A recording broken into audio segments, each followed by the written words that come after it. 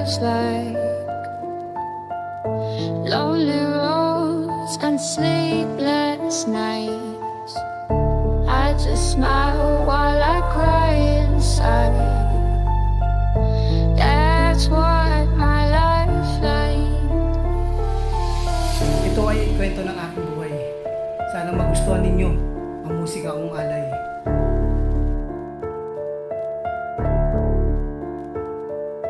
Ako si Dion, batang Mandalenyo, isa na ring mamamayan ng San Joseño. Marami ang sa akin, dito ay nabago. Ibang iba ang dati kong buhay na magulo.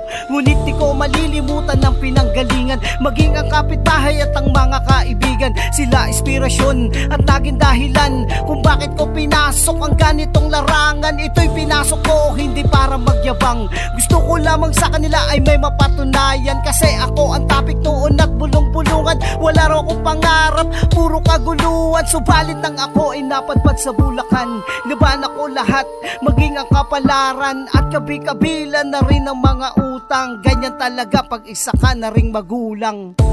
You don't know what my life's like. Lonely roads and sleepless nights. I just smile while I cry inside. That's what my life's like.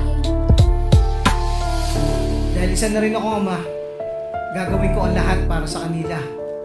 Hindi ako susuko sa kahit anumang pagsubok. Lahat ay gagawin ko para sa aking anak.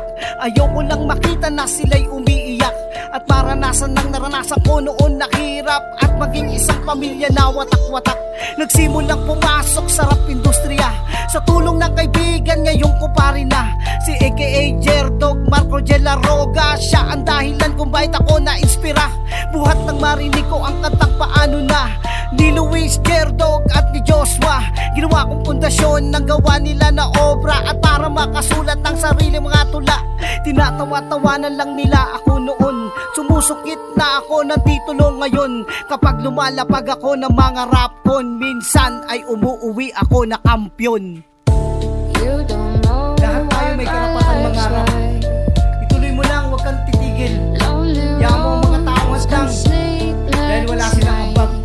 sa pangarap mo. I just smile while I cry inside. That's what my life's like.